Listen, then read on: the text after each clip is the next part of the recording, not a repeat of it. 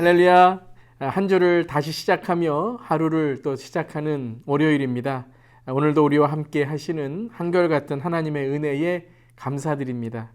오늘도 한결같이 주님의 말씀과 성령 안에 기도를 통해서 결이 다르고 또 다른 차원의 높은 인생과 신앙이 되기를 기도합니다.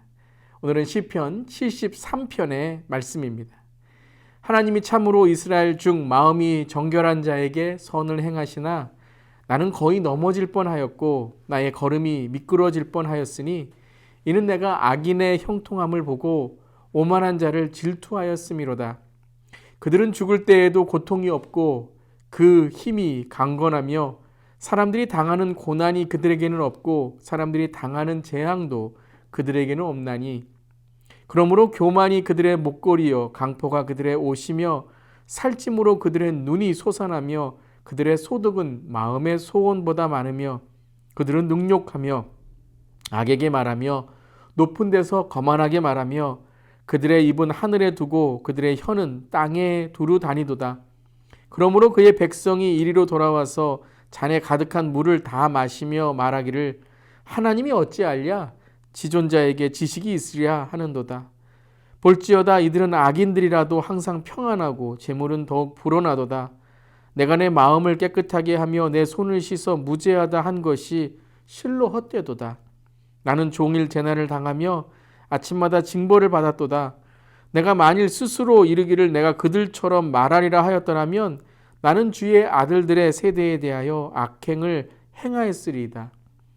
내가 어쩌면 이를 알까 하여 생각한즉 그것이 내게 심한 고통이 되었더니 하나님의 성소에 들어갈 때야 그들의 종말을 내가 깨달았나이다. 주께서 참으로 그들을 미끄러운 곳에 두시며 파멸에 던지시니 그들이 어찌하여 그리 갑자기 황폐되었는가 놀랄 정도로 그들은 전멸하였나이다. 주여, 사람이 깬 후에는 꿈을 무시함같이 주께서 깨신 후에는 그들의 형상을 멸시하시리이다. 내 마음이 산란하며 내 양심이 찔렸나이다. 내가 이같이 우매 무지함으로 주 앞에 짐승이오나 내가 항상 주와 함께하니 주께서 내 오른손을 붙드셨나이다. 주의 교훈으로 나를 인도하시고 후에는 영광으로 나를 영접하시리니 하늘에서는 주 외에 누가 내게 있으리요 땅에서는 주밖에 내가 사모할 리 없나이다. 내 육체와 마음은 쇠약하나 하나님은 내 마음의 반석이시오 영원한 분기시리라. 무릇 주를 멀리하는 자는 망하리니 음녀같이 주를 떠난 자를 주께서 다 멸하셨나이다. 하나님께 가까이함이 내게 복이라. 내가 주 여호와를 나의 피난처로 삼아 주의 모든 행적을 전파하리이다. 아멘. 하나님의 말씀입니다. 하나님 말씀에 감사합니다. 오늘 시편 73편을 읽고 있으면 우리 인생의 가장 큰 질문을 우리는 발견하게 됩니다. 왜 악인은 형통한 삶을 사는가? 또 의인은 왜 고난을 받는가라는 것입니다. 오늘 1절 3절에 이렇게 고백하죠. 하나님이 참으로 이스라엘 중 마음이 정결한 자에게 선을 행하시나 나는 거의 넘어질 뻔하였고 나의 걸음이 미끄러질 뻔하였으니 이는 내가 악인의 형통함을 보고 오만한 자를 질투하였음이로다. 하나님은 선을 행하시는 줄 아는데 나는 거의 넘어지고 미끄러질 뻔하고 왜 악인은 계속해서 형통하는가? 오늘 시편 기자는 하나님께 이 신앙의 고민을 호소하고 있습니다. 어떤 악인의 형통이었나요? 4절부터 계속되죠.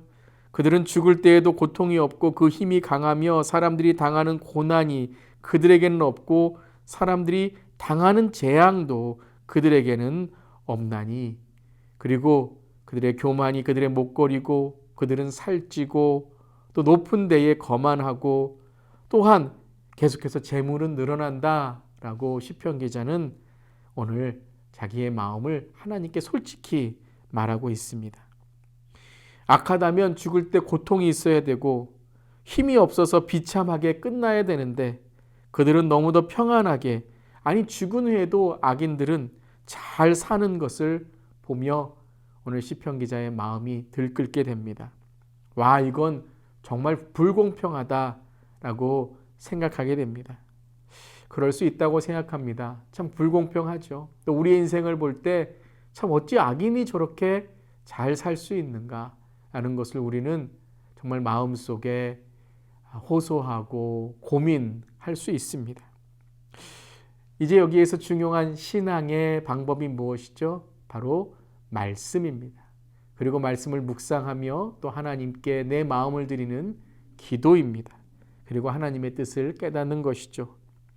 이해되지 않는 상황, 도저히 받아들일 수 없는 현실 가운데 어떻게 시편 기자는 이 믿음이라는 푯대를 향하여 나아가게 되었을까요? 계속해서 어떻게 시편의 이 말씀을 이어갈 수 있었을까요?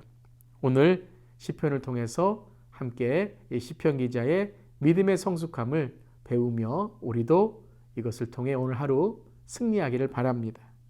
성경은 이제부터가 중요하다고 말하는 것입니다. 이제 고민하고 이제 마음속에 하나님께 솔직하게 내 마음을 내어놓았다면 이제 하나님의 뜻을 찾는 것이죠. 포기할 것인가 아니면 포탄을 쏠 것인가. 시편 기자는 믿음의 포탄을 이렇게 쏩니다. 17절이죠. 하나님의 성소에 들어갈 때야 그들의 종말을 내가 깨달았나이다.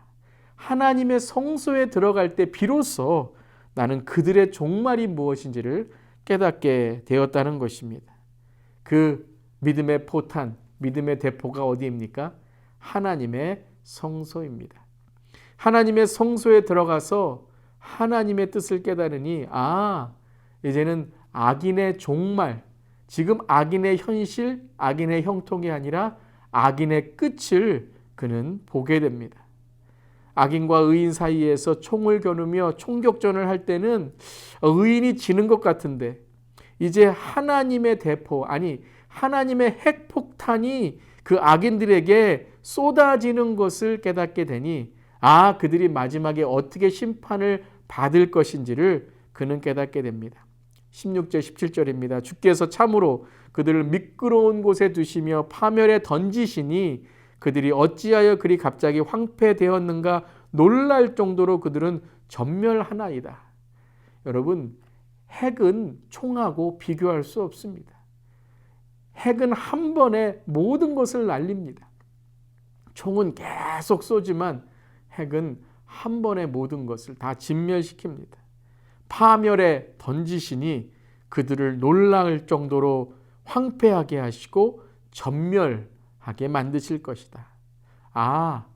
하나님은 그들을 봐주고 계신 것이 아니라 바로 심판하실 때를 지금 기다리고 계시는구나. 그들이 포동포동 살찌고 먹고 싶은 거 다 먹는 이유는 바로 잡아먹기 위한 것이다 라는 겁니다.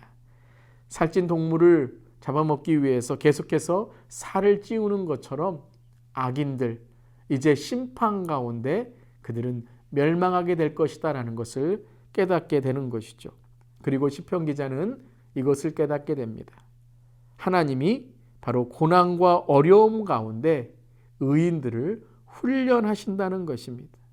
의인은 왜 고난을 당하는가가 아니라 의인은 고난 가운데 어떻게 믿음의 성숙을 이루어가고 하나님이 훈련하시는가를 깨닫게 됩니다. 그래서 의인은 그 의 가운데 나도 하나님 앞에 죄인이라는 것을 깨닫고 날마다 내 자신을 하나님 앞에서 정결하고 깨끗하게 살아가게 되는 것입니다.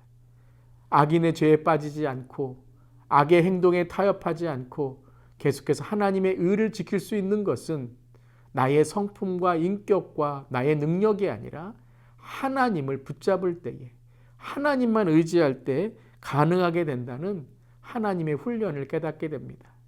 그리고 또 하나는 무엇입니까? 악인도 회개하고 돌아올 것을 하나님이 기다리시는 거죠.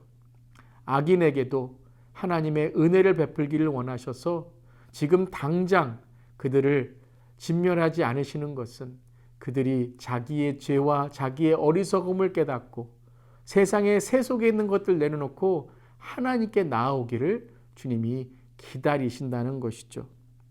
시편 기자는 이렇게 21절에 고백합니다. 내 마음이 산란하며 내 양심이 찔렸나이다.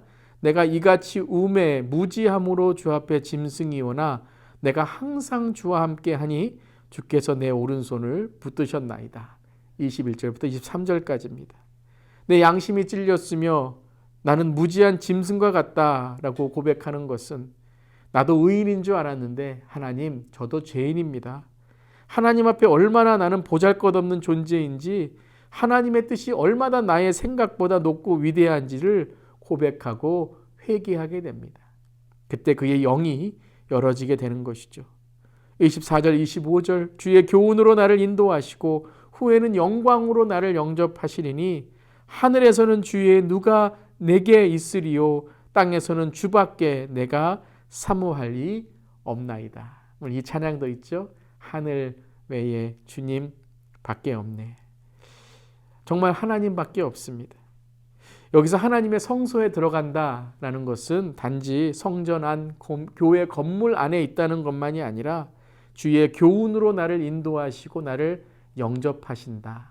나를 주의 은혜의 보좌로 인도하신다는 거죠. 즉 말씀과 기도를 통해 하나님의 뜻을 깨닫고 내 영이 열리니 이제는 믿음의 망원경으로 하늘과 땅을 넘어 하나님의 능력과 하나님의 영원하심을 깨닫게 되었다는 것입니다. 그리고 이렇게 고백합니다. 26절입니다. 내 육체와 마음은 쇠약하나 하나님은 내 마음의 반석이시요 영원한 분깃이시라. 여러분 오늘 26절 고백에 이렇게 고백합니다. 하나님은 내 마음의 반석이시요 영원한 분깃이시라. 악인을 부러워할 때 그가 부러워했던 것은 무엇이죠? 그렇죠. 그의 물질, 형통함, 그가 잘 되는 것이었습니다. 그렇다면 오늘 시편 기자가 이렇게 고백해야 되지 않겠습니까? 하나님의 주시는 물질은 나의 반석이요 하나님의 주시는 건강은 나의 영원한 분깃이라. 그런데 오늘 시편 기자는 마지막 결론과 같이 이렇게 고백하고 있죠. 하나님은 나의 반석이시고 하나님은 영원한 분깃, 나의 기업이시다라고 고백합니다. 그의 믿음이 이제 결이 다르고 차원이 다른 믿음의 업그레이드를 이룬 것입니다. 즉 모든 것은 하나님께 있다.